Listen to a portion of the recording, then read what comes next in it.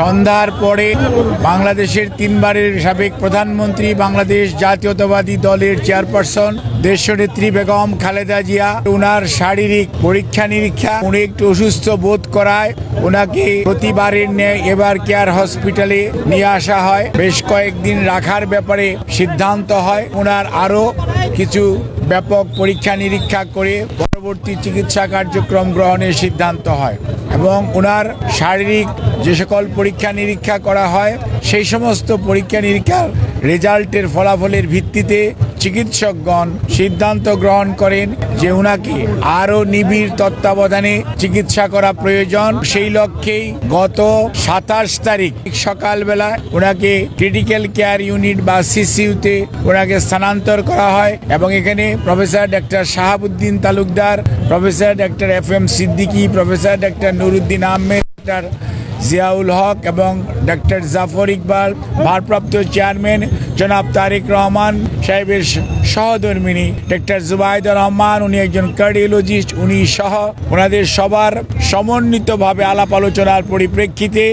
ওনার 27 তারিখ থেকে ওনাকে ক্রিটিক্যাল কেয়ার ইউনিটে রেখে চিকিৎসা দেওয়া হচ্ছে এবং ওনাকে 23 তারিখে ভর্তি করা। পরবর্তীতে চিকিৎসা কার্যক্রম সার্বক্ষণিকভাবে তদারক করছেন বাংলাদেশ জাতীয়তাবাদী দলের ভারপ্রাপ্ত চেয়ারম্যান জনাব তারেক রহমান। উনি সার্বক্ষণিকভাবে চিকিৎসকদের সাথে, মেডিকেল বোর্ডের সদস্যদের সাথে সমন্বয় করে চিকিৎসা কার্যক্রম যাতে কোনো অবস্থাতেই ব্যাহত না হয় সেই লক্ষ্যে উনি ওনার সার্বিক সহযোগিতা এবং দিক নির্দেশনা দিয়ে যাচ্ছেন এবং ওনার পাশে ওনার ছোট ছেলে মরহুম আরাফাত রহমান কোকর, সহধর্মিনী সৈয়দা শামিলা রহমান, ওনার ছোট ভাই শামীম ইস্কান্দার সাহেব সহ ওনার অন্যান্য সকল আত্মীয় স্বজন, বাংলাদেশ জাতীয়তাবাদী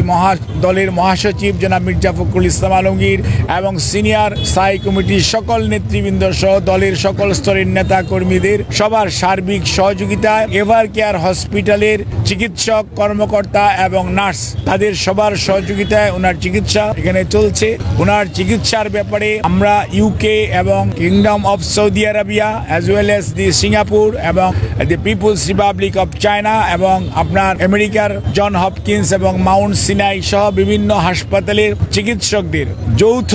আলাপ আলোচনা। মহান রাব্বুল আলামিন এর কাছে ওনার সুস্থতার জন্য আপনারা দোয়া করবেন এবং হাসপাতালের চিকিৎসক, নার্স, কর্মকর্তা, কর্মচারীদেরকে চিকিৎসা কার্যক্রম যাতে সঠিকভাবে ওনারা পরিচালনা করতে পারে সেই জন্য আপনারা সবাই সহযোগিতা করবেন। বিশেষ করে সংবাদকর্মী ভাইয়েরা,